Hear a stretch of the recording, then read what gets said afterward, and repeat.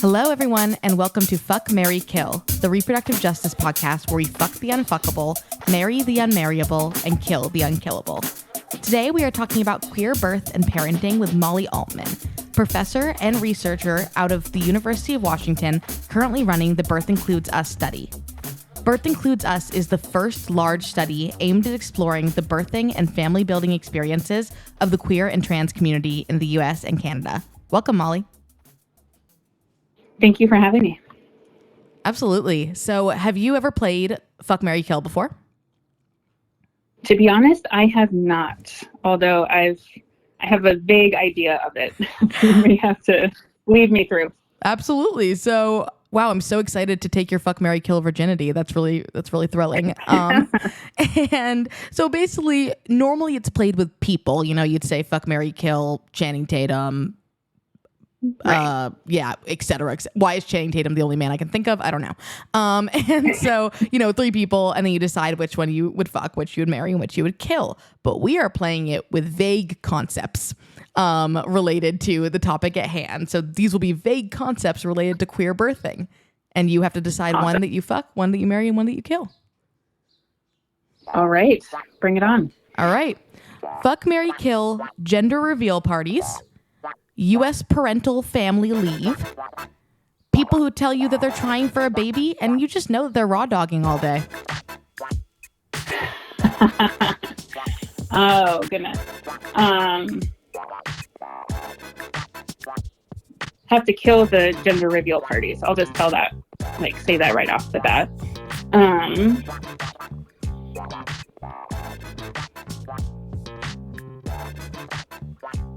I think fucking the folks who are saying that they're just trying for a pregnancy. Because, you know, it goes with the theme, for sure. Yeah, for sure. For those who have the gametes in place to be able to do so.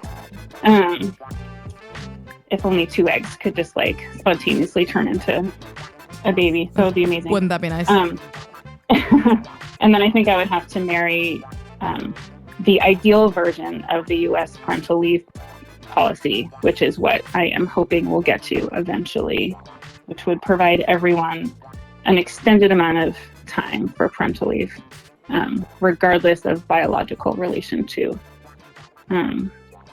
their family. I love it. You put your own personal twist on it. I sort of had to. I feel like everything needs a little bit of added context these days. So.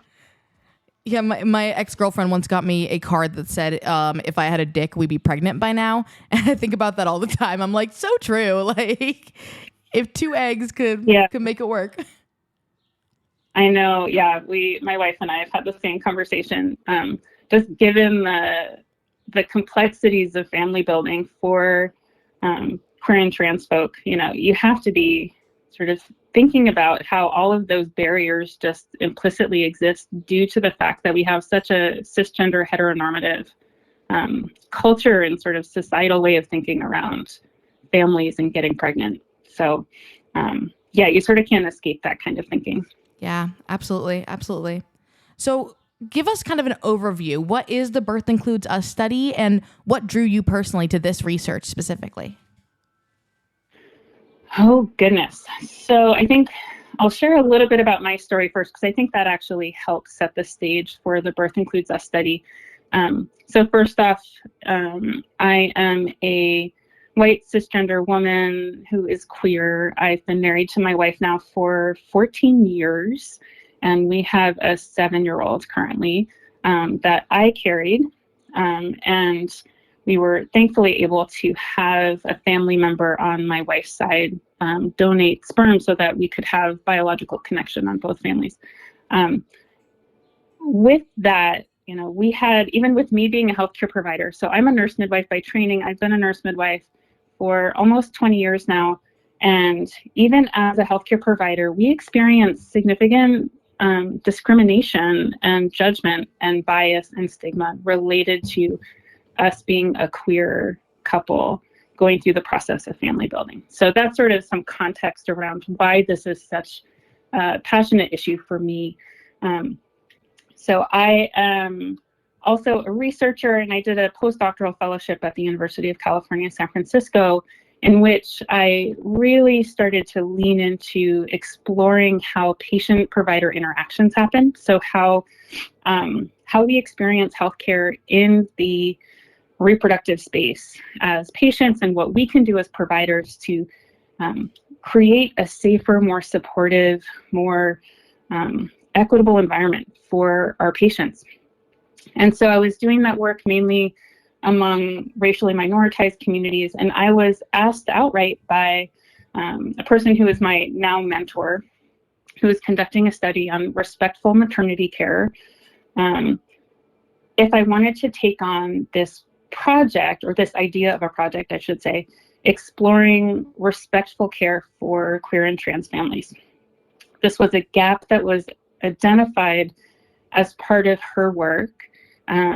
Just, inherently given the cis heteronormative nature of it all, I think it just really wasn't a priority within the studies that she was running, and people were pointing that out and saying, we really need to have something uniquely prioritizing queer and trans families and their experiences of family building.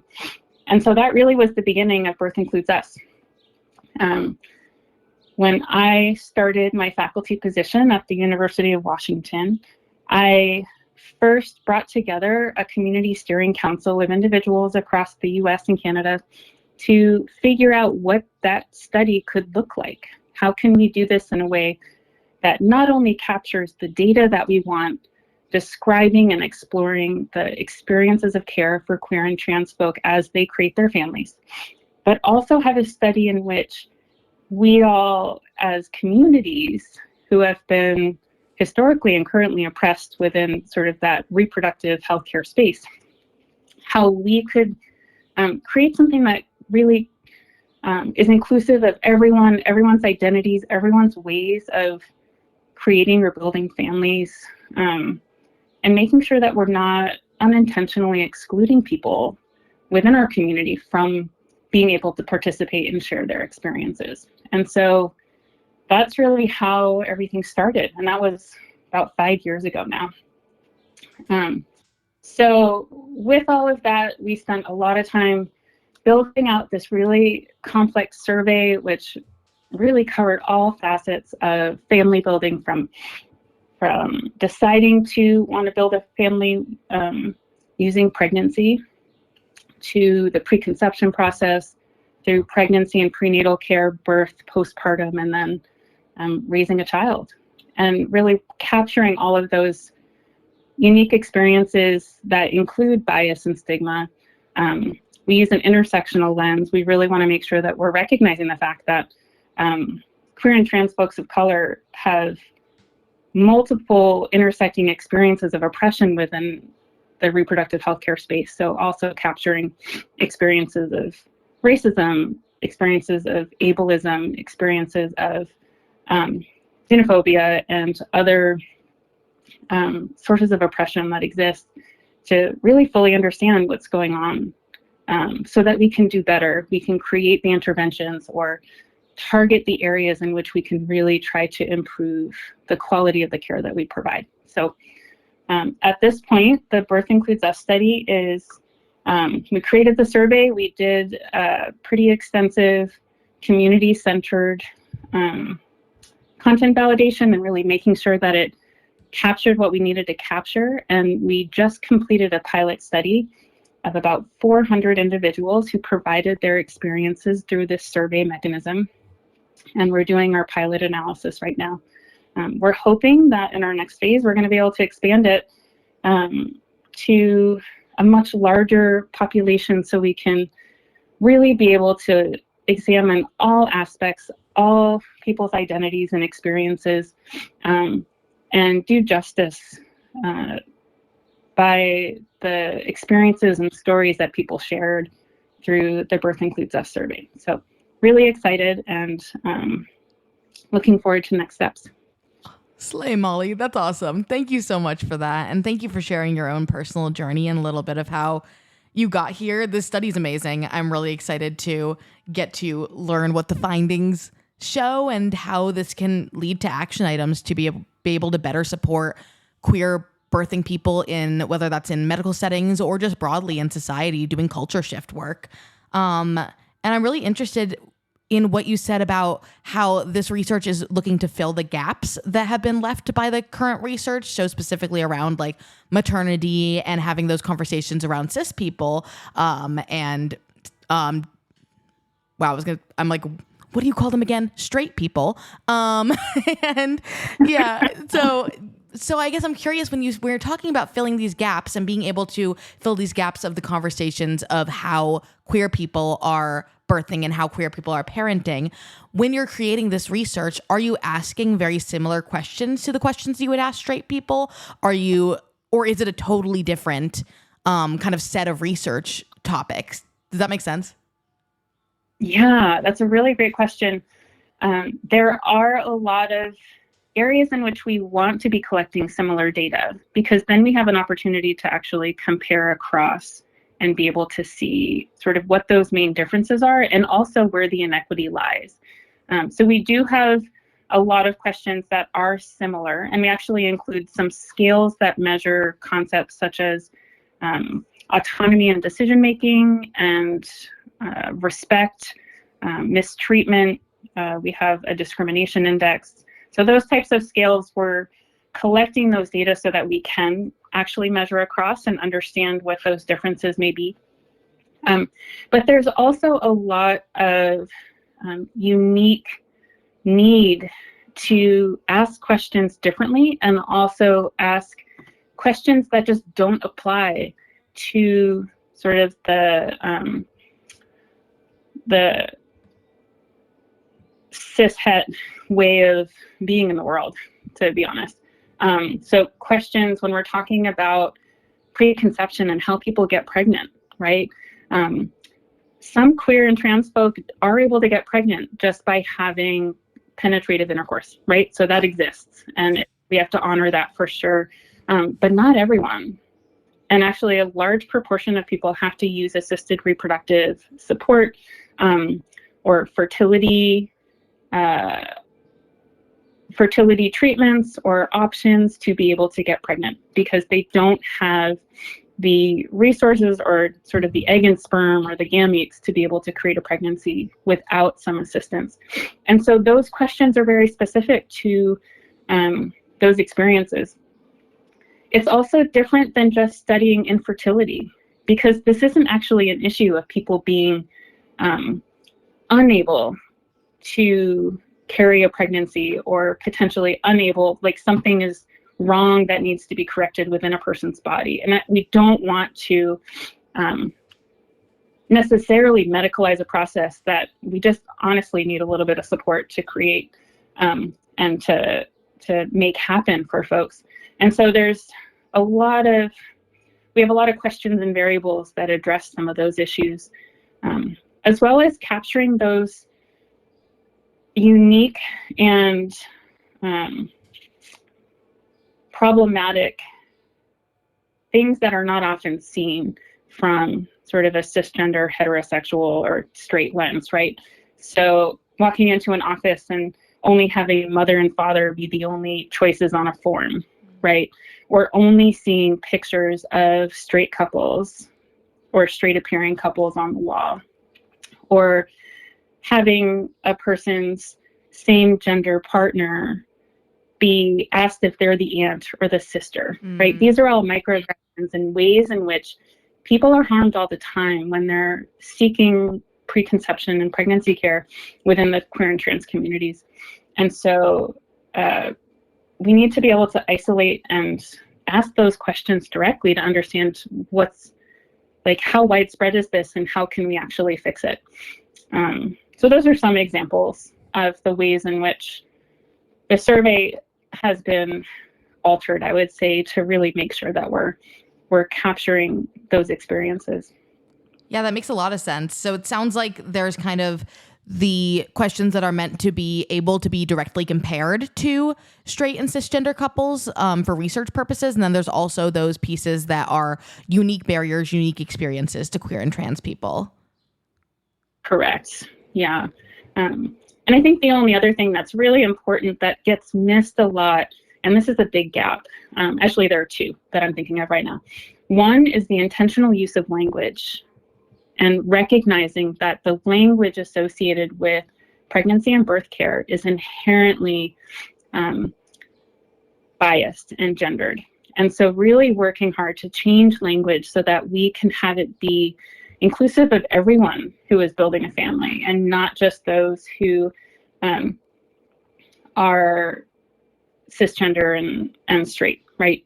And then the other piece that's a major gap that we're trying to fix is that in almost all research, queer and trans identities are aggregated into like one big lump, which basically means that we can't actually see the differences and the different experiences and the different levels of inequity that may exist based on sexual identity or gender. And so one of the main goals of the study is to be able to actually break it down and disaggregate, make sure we're exploring every single identity separately so that we can compare across identities and really be able to target interventions and action to definitely help those who are most impacted by homophobia, transphobia, biphobia within these systems. So yeah, that's so true that queerness is lumped into one big category. I think about it in a similar way as to when people of color is lumped into one category, and it's essentially a largely useless category because it doesn't say anything about the people's experiences. And so being able to get like the two gay men are not having the same experience as trans women, you know, that's just not going to accurately describe their experience. So being able to aggregate the data sounds like it would really have an impact on people feeling seen in this research. And I'm really what's coming up for me is thinking about most gender affirming care goes to cisgender people. Like a boob job is gender affirming care. Like most cisgender people are getting the gender affirming care. It's very few trans people, but somehow when trans people want to do it, it's a problem. And I'm thinking about like how much maternal and paternal and just parenting support and that everybody needs. Like getting pregnant and starting a family can be extremely challenging for anyone, but when it's queer people, it's a problem. And when it's queer people, all of a sudden these topics are political rather than medical. Mm-hmm. Yeah. And changing language is so hard. And I think that's really the key to this, right? Like we can actually very easily shift the culture and the inclusiveness of how we provide preconception, pregnancy, and birth care just by making our language gender neutral. Because then you are opening up the door to just being able to recognize everyone's existence and their right to be in this space, right? The fact that we're holding on to gendered terms and not being willing to shift, so like holding on to mother and father and not shifting to parent, or holding on to maternity care and maternal instead of going to parental, or just focusing on the type of care, which is pregnancy or prenatal care, right? Just those little language choices that are made within clinics or within systems or in research, we see it within the research findings or like publications.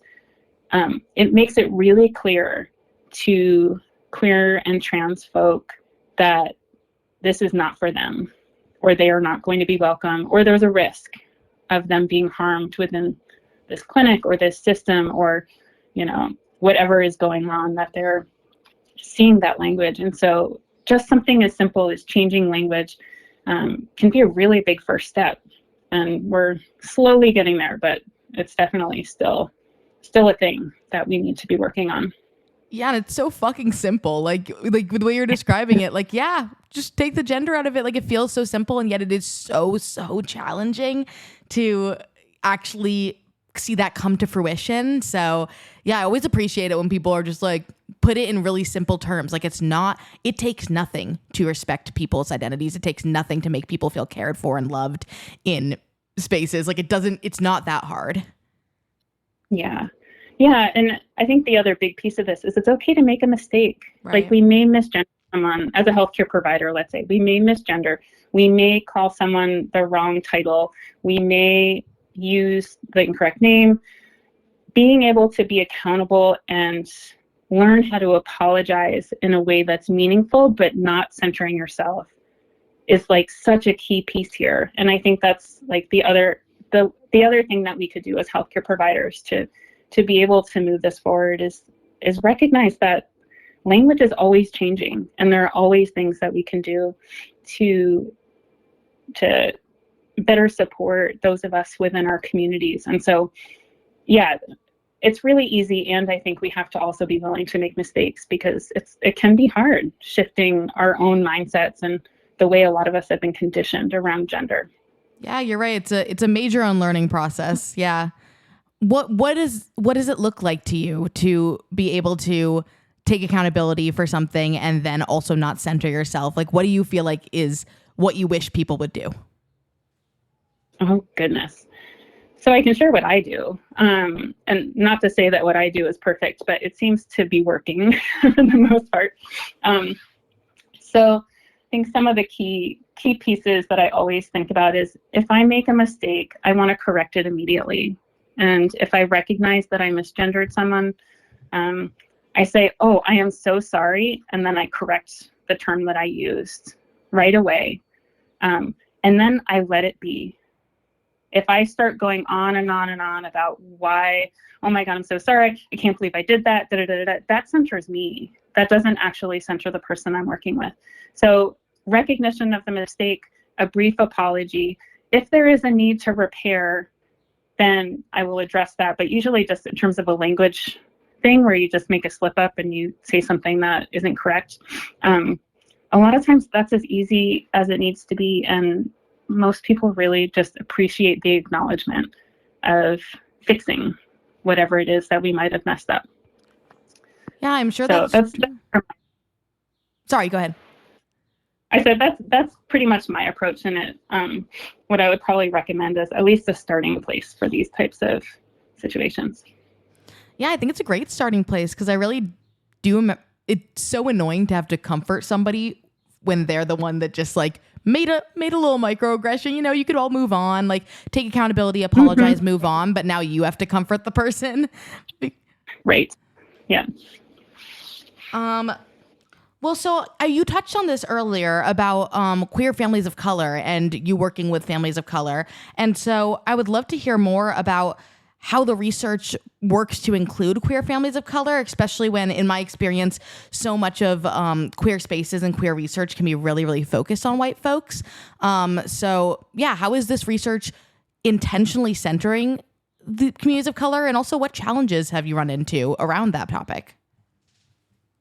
Yeah, great question. So we started off at the onset really wanting to make sure that we were intentional in ensuring that we're able to reach communities of color, queer and trans communities of color within this research, mainly because we need to be always having an intersectional lens when we're talking about oppression. We need to be recognizing that most often than not, we all have like intersecting, marginalizing identities that have different forms of impact, and most of the time they end up building upon one another, and we need to be accounting for that when we're talking about trying to identify those who are most impacted, as well as figuring out solutions to try to best support those who are most impacted by bias and stigma within this space. So that was a priority from the get-go. We have partnered with several community-based organizations in terms of both the steering council or community steering council, who are really the decision makers around this project. The community steering council, the way I see it, given my positionality as a white cisgender queer woman, I hold one identity within this space, and there's so many amazingly diverse identities within the queer and trans communities as a whole. And so the community steering council actually has a whole group of folks who all carry different types of identities and different combinations of identities. And so having that space of all this wisdom in one place to guide this study has been absolutely amazing. And so I utilize my privilege as a researcher in a well-known academic institution to make things happen, but they're really the brain trust of this project. And so as part of that, several of the members are part of community-based organizations that serve communities of color. We really have sort of a justice-oriented approach. And so reproductive justice and birth justice organizations are really sort of the top priority for partnering with, including Sister Song. We're so happy to know Sister Song in that way. And I'm so impressed with all the work. And so, yeah, that's really been sort of our main focus, is making sure that we're not just utilizing avenues that really focus in on sort of the more affluent white communities that you usually see within queer and trans research. I think that answers your first question. I'm trying to think of what your second one was. It does, yeah. And you know what? I heard that the steering committee is really sexy too. For context, I am on the steering committee, but you know what? I call myself biased. We do have a pretty sexy group of folks there. And to be honest, really the brains of the group. I am just, every single time we have our meetings, I am just floored by the just amazingness that comes into that space. So it's so cool. I feel so fortunate and lucky. And so much of it is you being there, Simran. So thank you. In terms of sort of one of the biggest barriers, that was your question. I was trying to remember. One of the biggest issues, and this has actually come up in the literature a few times, as sort of a real thing that exists, is that one of the biggest issues is that a lot of families who have to utilize sort of assisted reproductive modalities for getting pregnant, those cost a ton. They cost so much money, and most insurance doesn't cover it, just due to the fact that we don't really fit into the categories of infertility in the same way, which is a whole other can of worms. And so most people end up paying out of pocket or fundraising or collecting donations or whatever to be able to afford it. And what that ends up doing is, it really ends up excluding a lot of people who would be building families but may not have the resources to be utilizing some of these modalities, which ends up creating sort of a pool of people who are very much on sort of that more affluent, higher socioeconomic status, and unfortunately white population that ends up being the ones who are reported the most, because they are the ones who are utilizing the fertility clinics the most and able to afford these types of procedures to get pregnant. That doesn't mean to say that there aren't a ton of people who are building their families using alternative modalities outside of the medical system too. So I think that's one thing that exists as well. But there are also legal barriers to doing that, just due to the way that states are set up in terms of recognizing parentage. And, who goes on the birth certificate. And so if you don't actually follow all the rules, a lot of folks end up not being able to claim parentage, and it ends up creating a lot of barriers. So I think what tends to happen is, we see it's really mainly sort of around who can afford it are the ones who are able to build their families in this way. And we really need to figure out systems to try and change that. So I think that's one of the biggest barriers right now. Yeah, that's super real. That makes a lot of sense, that financial piece is huge. And I'm an IVF baby. I know that my parents dropped a bag on giving birth to me. It was expensive as hell. And so, I can't even imagine if that's just the option that feels the best for you and you just can't afford it. It's such an unfortunate situation to be in, where it's who deserves to be able to have children, who deserves to be able to financially be part of the birthing process. And with a survey like this, I wonder if there's some sort of, even with an anonymous survey, it's certainly vulnerable to tell your story. And so I'm wondering whether or not there's also a piece of that where it's people who have less security around their birthing stories, who've experienced a lot of stigma around their birthing stories, a lot of pushback, a lot of barriers. Like, I imagine that is a challenging thing to then turn around and be like, sure, I'll share my story for research. Totally. Yeah. And that's very much a reality to this. And we realized this, exactly what you're saying. We realized this when we were first recruiting for the content validation phase, where people just outright said, like, good luck finding people who are comfortable, particularly within communities that have been harmed, because the way that laws are set up in states right now, if we can't guarantee anonymity within a survey, and we never can, like, that's one of the realities, is that there's always data that may potentially connect someone back. People are really hesitant to get engaged if there is any kind of sort of a precarious nature around parentage, or around being queer or trans in a state, or having been experiencing or using gender-affirming hormone therapy or gender-affirming care in some way. Like, this country has made it really unsafe for folks to feel like they can disclose information, particularly when the idea of parenting is so tied into the laws. There are states that actually still tie to the sperm donor, even if it's an anonymous sperm donor. Wow. They still tie biological parentage, and legal parentage, I should say, actually, to a sperm donor, and doesn't actually acknowledge the non-biological, or like the parent who may not have a biological connection to the child. So this is real. There's a lot of fear around that. There's also a lot of medical mistrust. I don't want to skip over that piece too, because folks who have been harmed within healthcare over their lives do not trust healthcare providers for a very good reason. And I totally hear that and get that. And I think that's one of the main things that the work that I do, sort of in a larger sense, like all the research I do, not just this study, I'm really trying to get at that. Like, how can we create a more safe and supportive and trustful environment for people so that they feel they can get the care they need?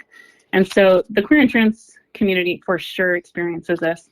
And there's also a massive mistrust for research, because what are you going to do with this information? How are you going to use this? And will I be identified? And then if I'm identified, what happens with that, right? So yeah, totally get those barriers. We're trying to do as much as we can to protect those who complete the survey. We're only collecting information that really can't be tracked back to a person. So we are not getting as detailed as we might have due to that. We've done a lot of safety checks within our survey creation to make sure that what we're asking is sort of need to know. We're not going to be asking all of these questions that we don't necessarily need just out of curiosity. That's not what we're doing here. And that was intentional, because we wanted to make sure that people felt safe and felt like their data was going to be respected and their stories were going to be respected. But we have a long ways to go, because we have hundreds of years of mistrusts that exist, right? So we're doing what we can, but really hope that we can continue to build those relationships and do the best we can in service of those who have shared their experiences. Yeah, I really appreciate that acknowledgement of the hundreds of years of mistrust, because there are so many amazing researchers out there, so many amazing doctors and nurses and midwives and all of that. And yet the institutions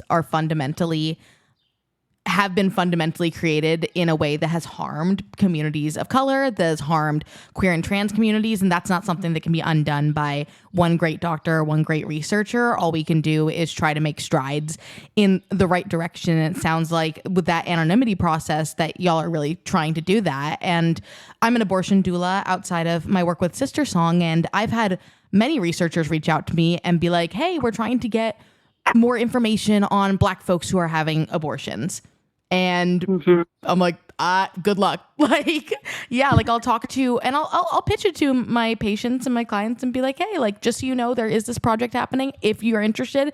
And I've gotten a lot of fuck no's. So and adding on the extra layer of being queer and having experienced that level of barriers and oppression and discrimination in medical spaces and in research spaces, it's, I'm sure, extremely challenging to get people to trust you, especially from a academic institution perspective. And I'm curious to know whether or not there have been pushes through the research world to have research coming more from community-based organizations rather than academic institutions, or from places that maybe have more trust aligned with them. Yeah. Goodness, what to say on this one? So yeah, taking down the white supremacist structures within academia and within research is like, oh my goodness, it's like chipping away at the Great Wall of China. Yeah. It's like it's one of those things. So I'm someone who has always felt the need to make sure that, given my power and privilege within the system as a tenure track faculty, as someone with tenure, that I do push against those systems, and I do as much as I can in service of those who may not have the same level of power and privilege that I do. Working within the research space has shown me how difficult it is to do that. There are a lot of foundations who actually provide grants and funding to community-based organizations for research, but almost always there has to be a tie to like an academic institution. Academic institutions tend to hold money. Like they want to be the ones holding money, and they actually struggle with the idea of someone else holding the money and not having the power to sort of dish out money in that way. And so I've run into this a couple of times where I've tried to structure studies this way. Not to say it can't be done, but in terms of research, that's usually almost always the money has to go through an academic institution, because that's where the quote unquote expertise is. If you're considering a PhD and, a 20-page CV to be a sign of expertise. However, when you're trying to shift the frame on research and center the fact that all of my expertise that I gained through all my degrees and, doing this work pales in comparison to the experiential knowledge that community members have, and the ability for people who are on the ground doing the work to be able to know what is best, that's the leap that needs to happen. And I am going to continue to chip away at that and hope that we can start really reframing who holds the knowledge and how we should be structuring research. But yeah, this is one of those challenges, I think. Yeah. That's not fixed in my lifetime, but I sure hope that we can try and make some strides. Absolutely. It's a big question. It's a big challenge. It is chipping away at the Great Wall of China. So I appreciate you giving some perspective on it, regardless of whether or not we will see something change in our lifetime. I would love to know a little bit about what the research is showing around queer birth that you really wish that people would know.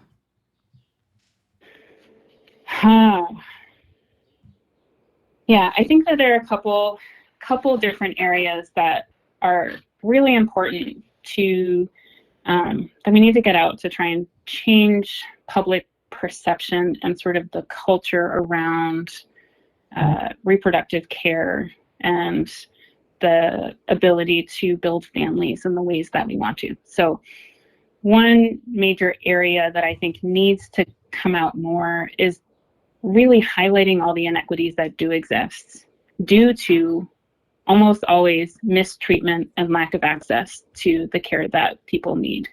So, that's something that needs to happen. I think our study will be able to provide that when we do the sort of full implementation once we finish with this pilot.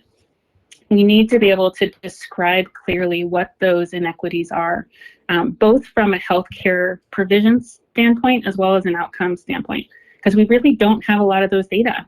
And the data that we do have are really not that great, because the surveys in which they've been pulled from don't really collect the data very well, just due to the fact that,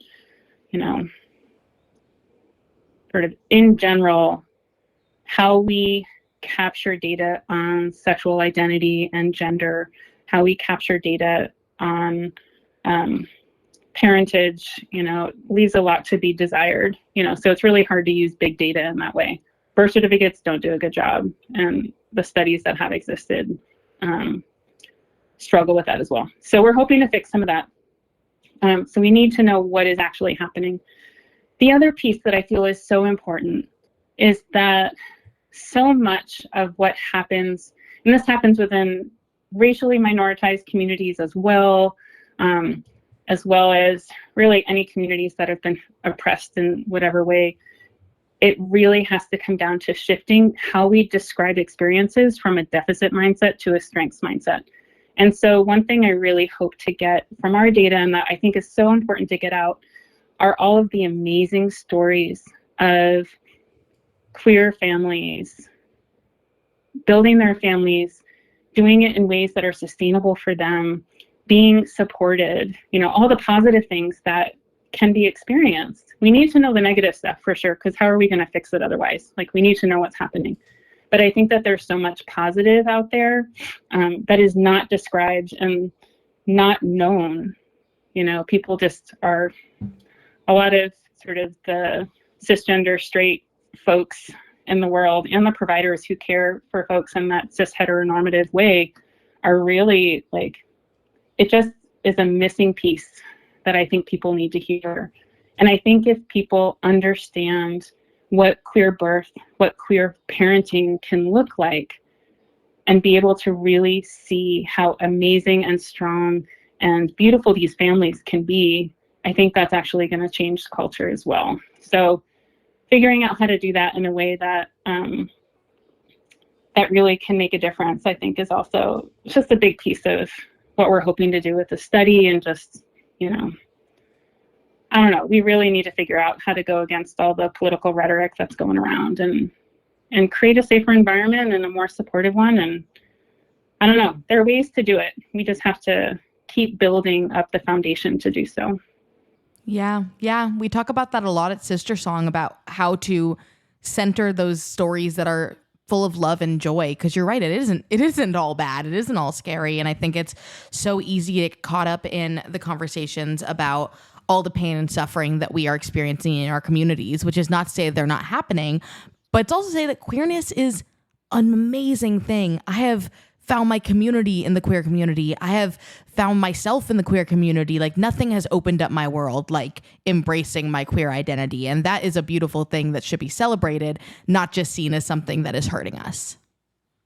Yeah, exactly. And I've had the same experience. There's something magical about intentional community too, and finding your family, finding your community, finding the people who understand how we could do things differently for the better and for trying to change things in a more positive way. So I can only wish that people had the same kind of community that's built within the queer community. Seriously, it's pretty amazing. It is pretty amazing. I know. I really think that it is a deficit for straight and cis people that are not experiencing the ways that queer people love from a survival standpoint sometimes, but also from just a place of joy and love. We are building our own families, we are building our communities, and we are building something that is lifelong and based in a really real thing that's happening. So yeah, I think there's something really special about that. I think a lot about the male loneliness epidemic about I'm men are so lonely, but also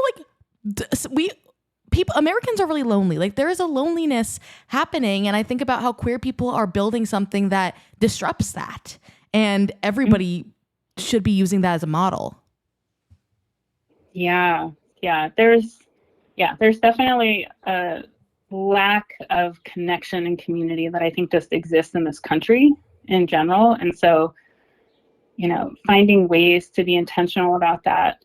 And also finding ways to counter all of the negativity that's happening, that's belittling and harming people in the queer and trans communities. We might as well try and combat it with joy and how amazing we are and how amazing it is for children to be raised with parents who were fully intentional from the get-go Not saying that doesn't happen within cis straight couples for sure, but there is something magical about that, this is a fully intentional process for many queer families. And there's something about that I think needs to be celebrated. So, yeah, I don't know.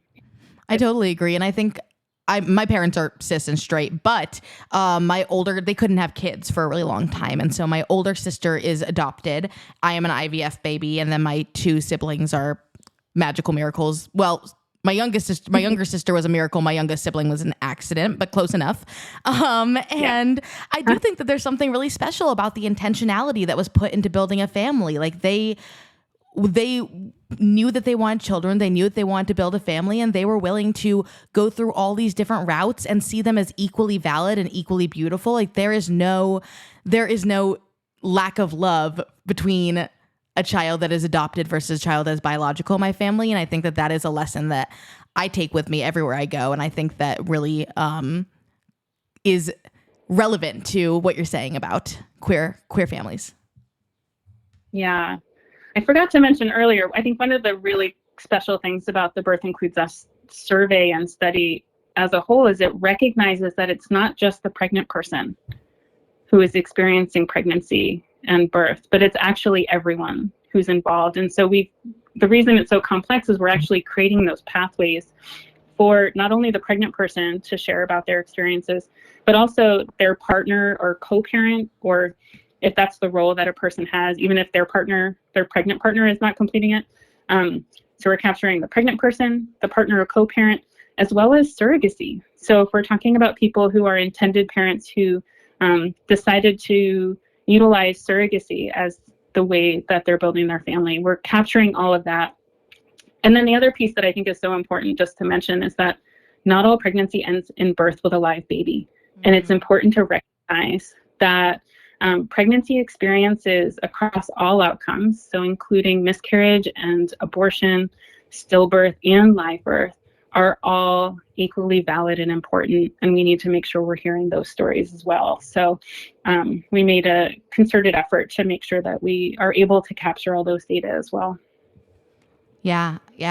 Especially, I mean, you're right, like abortion is its own form of birth and miscarrying is its own form of birth. They're parts of the pregnancy process. They can be parts of the pregnancy process. And so removing them just further isolates people who are going through really challenging things. So I think it's really beautiful to not just have research on abortion and miscarriage, but have research on abortion and miscarriage that is built into conversations around birthing and around parenting. Go ahead. Sorry. Yeah. I was just going to say, normalizing the fact that pregnancy doesn't always end in live birth, and that it's okay to talk about other pregnancy experiences. It's so important because we do such a horrible job of recognizing that abortion in particular is part of healthcare and is a major way that people interact with the healthcare system. And we have to stop exceptionalizing it. We have to create ways of normalizing that experience along with all the other pregnancy experiences.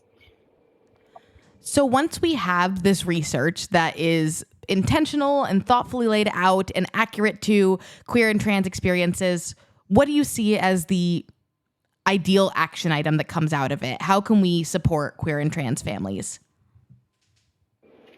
Oh, what a question.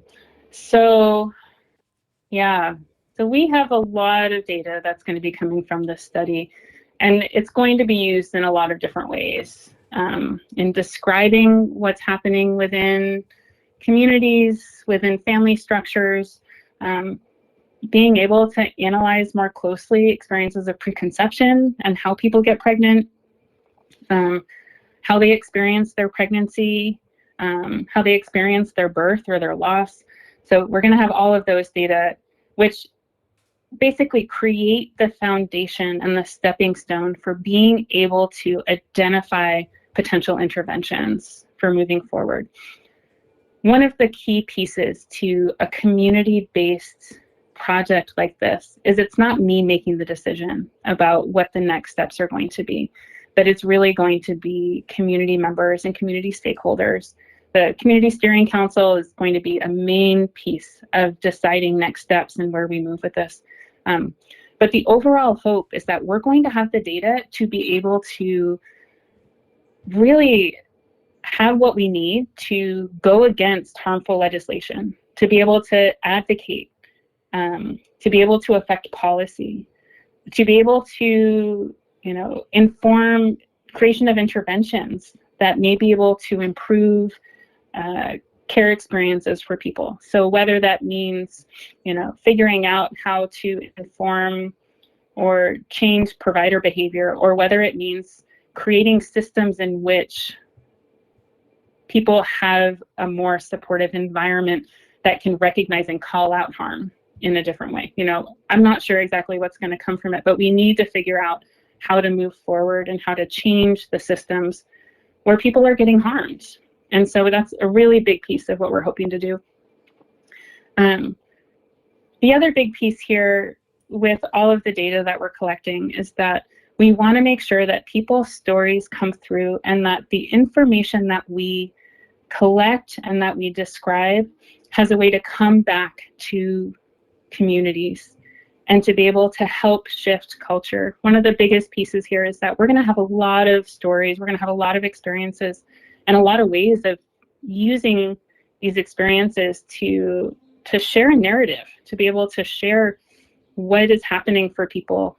And my hope is we're going to be able to really utilize more community-facing venues to help potentially shift how people think about queer and trans families when it comes to family building, to try and inform how clinics and hospitals or birthing centers or providers approach their patients, to be able to humanize the experiences in a way that people can recognize the ways in which they themselves can change. And that's the other big piece, is that I'm really hoping we're going to be able to at least help start those ripples of social change, to change how we think about queer and trans families' experiences with pregnancy care. Thank you so much, Molly. This was amazing. You are the first white person we've had on the show. And let me tell you, you have represented them well. You are my favorite white person right now. That's a lie, Timothée Chalamet. But you're a close second. Oh. I'm a big Timmy fan. Well, I'm honored. Thank you so much for having me. This has really been a blast. Yeah, I really appreciate it. And thank you for the wonderful work that you're doing. I'm so excited to see where this research can take us.